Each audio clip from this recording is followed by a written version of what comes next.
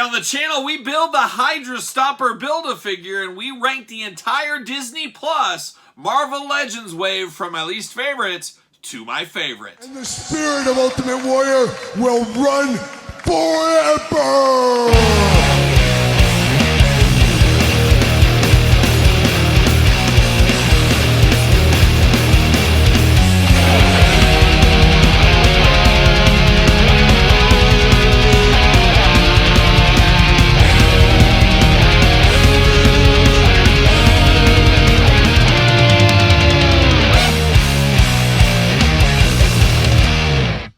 Welcome everyone, Kyle here, and welcome back to the channel for another Marvel Legends set rankings and Build-A-Figure review. And today on the channel, we got the latest Marvel Legends Disney Plus wave with the Hydra Stomper Build-A-Figure. But for all your Marvel Legends needs and a whole lot more, make sure you're hitting up DJC Collectibles.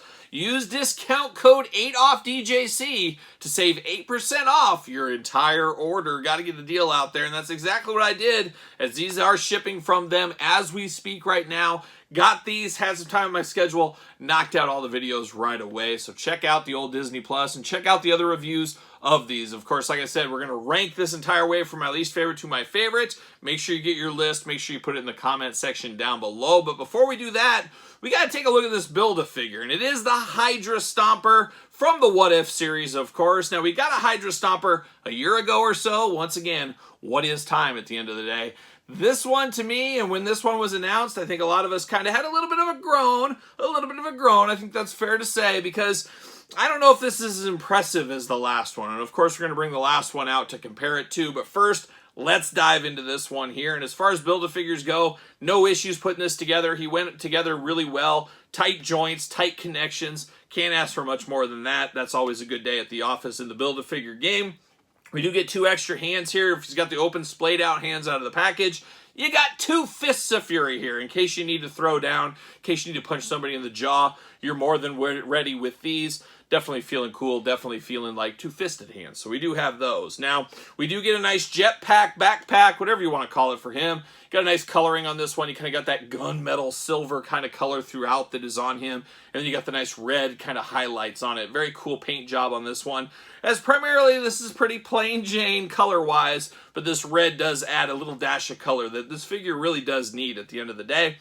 And this plugs into his back, G.I. Joe style. No issues, stays in there very easily. But now we get down to this figure here. And like I said, I don't know if this was the Build-A-Figure everybody wanted. And I think if they asked somebody, they'd say, well, I don't know what I want. And that's kind of how I'd be. Well, what Build-A-Figure did you put with this wave? To me, I don't know. I'd have to sit there and really think about it for a while. But I think they said, hey, What If line had the Build-A-Figure be the Hydra Stomper. And I don't know, maybe in the future, maybe a couple of years away from the prior edition, that might be a good idea, but this one just feels like the Wish edition of the Hydra Stomper in some ways, I guess. I don't know, maybe that's just me.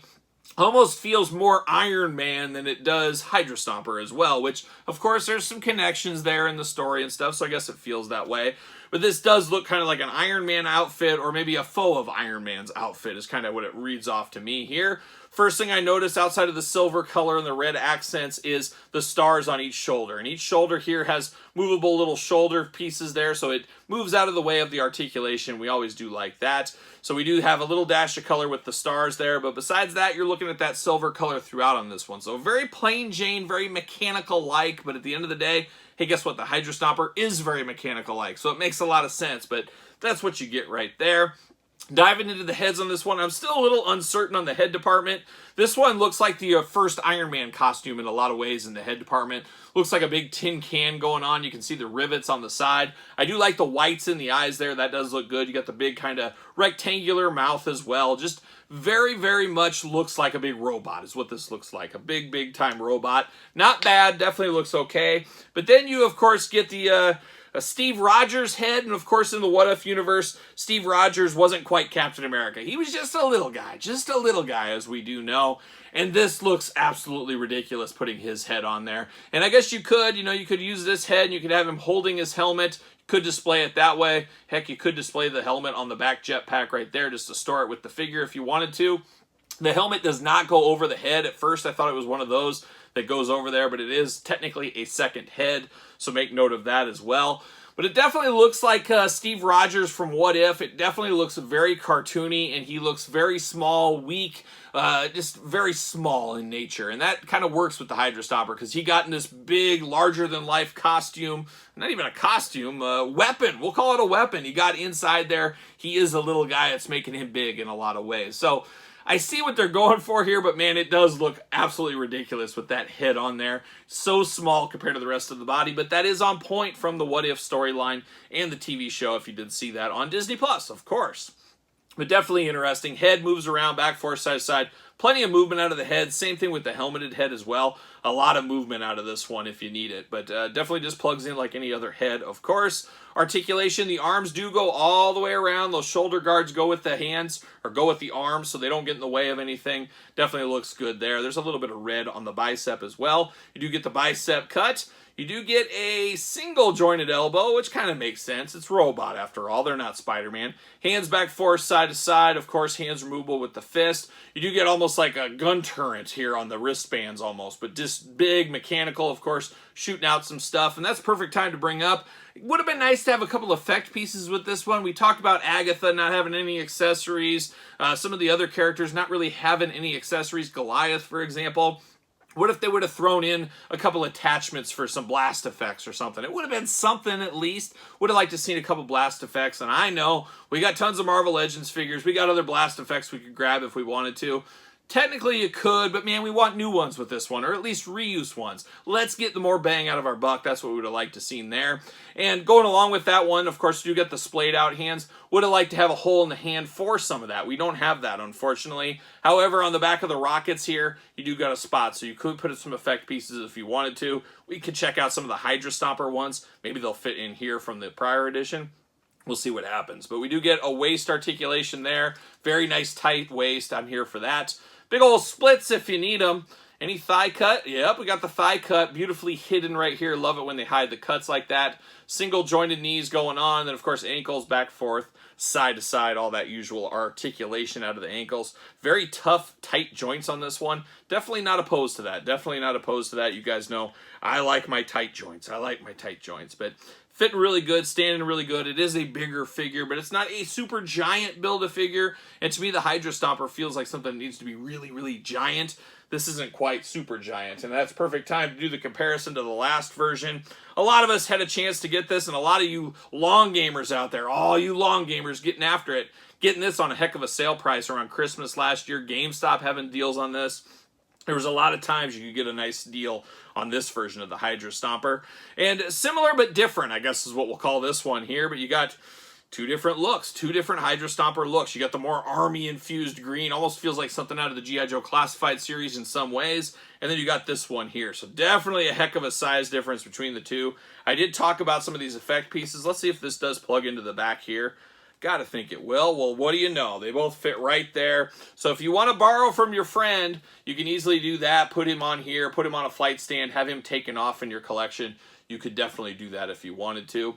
Definitely an interesting one. I definitely prefer this one because you know me, I'm a sucker for a big figure at the end of the day. And this is an ultimate big figure. Just a big, big bruiser of a figure that I'm here for. So I definitely prefer this one. This one's not terrible. It's just by no means my favorite Build-A-Figure. And it'll be interesting when we do our top 5 Build-A-Figures for 2023, where this guy's going to land. Will he land in that top 5 list?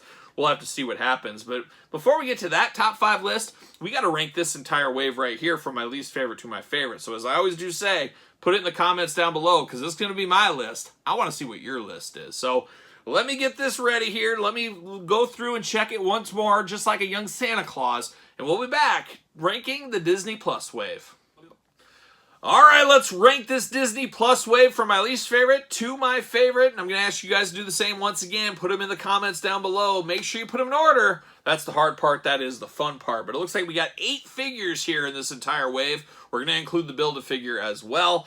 And let's kick it off. Let's start it off. And I guess I'm going to start at number 8. Yelena Belova, I think, is where I'm going to go at number 8 from the Hawkeye line. Just very, very plain Jane, really, at the end of the day. Some weirdness in the articulation a little bit. Some kind of generic baton weapons, even if she had those. Would have loved a gun of some kind. just very, very plain Jane. I don't mind the head, and really the packaging. I thought the head looked really bad. It definitely looks better than the packaging in person. I love the bow in the hair, or I guess the braid in the hair, not necessarily the bow, but the braid in the hair looks really good. It's just plain Jane. It's a black outfit. There's not a lot of bells and whistles with this one at the end of the day. So she's going to go at number 8. And we turn our attention to number 7, and I know where that one's going as well. Gamora is going to be number 7, and that could be because I wasn't a big fan of the What If episode, maybe, and that turn of events in Gamora's character and design and everything else. To me, it almost looks like She-Hulk, like I did say in the review. Just kind of is what it is for me. I like the big weapon, but besides that, it just kind of is what it is for me. So she's going to be number 7. Now we're going to go to number 6. And number 6 is a little bit of a surprise to me. I figured this would be last, but the color scheme got me pretty good. It is Goliath. Now, Mr. Pym here, he could move up if I really like this episode, if this episode ever comes out, if I ever find out what it's about. Who knows? I'll fall in love with him and he'll jump his way to number 1. But as of right now, knowing nothing about what this entails, what this episode is about, it's kind of hard to have the, well, I like this guy because of this, I like this guy because of that. And I would never say Goliath is a favorite comic book character of mine either. So he's just kind of somewhere run-of-the-mill in this one. But this one does look a lot cooler than I anticipated it to be, even if it does feel kind of like an Ant-Man repaint. But still a very cool looking figure. That blue really pops on this one. And that's why I'm going to put him at number 6. So now we're down to the final 5. I was going to say final 4, but that wouldn't be correct. It's final 5. I learned to count in elementary. It might have been 4th grade, but hey, it was elementary. Who knows? But 8, 7, 6, 5. Number 5 for me. A little bit of a surprise at number 5 for me. I thought this one would be higher up. But we're going number 5. We're going to go to Kingpin for number 5. And we talked about it in the review. It's funny, is this almost looks like the Kingpin we know and love, but like somebody put a pin in him and he just got deflated. Kingpin went on the Atkins diet. He cleaned up his act and he went on the all-meat diet, basically, and cleaned up and shrunk down. That's kind of what it looks like here, and it's just hard to disconnect myself from Kingpin comic, Kingpin animated to Kingpin Hawkeye series, because he looks like Kingpin, he's just not overly large and huge like I'm accustomed to, and maybe that's my own personal prejudices holding him back a little bit. It's fine for what it is, would love the pinless joints, things like that, not in the cards on this one here. But definitely an interesting figure. It's just never going to be my top Kingpin. Maybe one of these days we'll do a top 5 Kingpin countdown on the channel. We can very easily do that. I would have some fun with that one. We'll see what happens. But Kingpin going to come in at number 5. So now we're truly down to the final 4 right here. And this one was probably the one I was most excited about, in all honesty. It was Agatha, and I was very excited about this one. Really wish she came out with the WandaVision figures before. I like that there's a lot of newness with this figure. I just am kind of sad on the execution, but I don't know what I'm looking for. As I always say, she isn't Spider-Man. She shouldn't be doing crazy dynamic poses, things like that. But I think they could have done this better as a more traffic cone, even though it does feel like a traffic cone style figure that's just kind of in place. I would have liked that if it was all plastic base from the lower end. You know, you'd get the whimsical nature of the robe and her dress, and then she could stand very easily, and then you could have some effect pieces and stuff, some lightning effects or something that could add to her. But it's okay for what it is. I think the actress's face resemblance looks really good.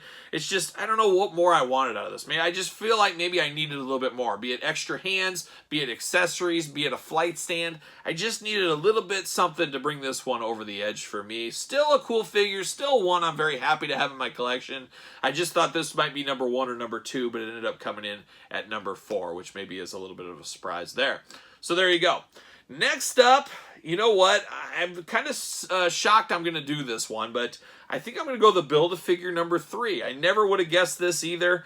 It's actually a little better than I thought it would be, which is weird because a lot of us did. I mentioned it earlier that a lot of people groaned on this one saying, oh, we already got a Hydra Stomper. This isn't as good as that one. And I still do agree with that. I definitely prefer the other one, but your price point is a heck of a lot difference between the two. This one just has a special feel to it, and I'm not sure exactly how I'm going to display it. I'm not sure if I want to use this head on it. I might use the more robot head just to make this guy look a little bit meaner, but definitely better than I thought it was going to be. And it grew on me just in a little bit as I sat here for about a half hour, mulled over my decisions, kind of played around with them a little bit here, and this one did jump up a little bit for me. So still by no means perfect, still not better than the last one, but is definitely cool. And you could kind of sum this whole wave as just kind of like bits and pieces. This whole wave really does feel like, hey, we missed a couple of Hawkeye characters, let's throw them in. We missed some WandaVision character, we missed some What If, let's just throw them all together in a Disney Plus wave. It's like the leftovers that didn't quite make their own individual series is kind of how this feels. The leftovers. And sometimes leftovers are good, and sometimes leftovers should be leftovers and thrown in the garbage. And not saying necessarily about any of these, but it definitely feels like a hodgepodge set in a lot of ways. But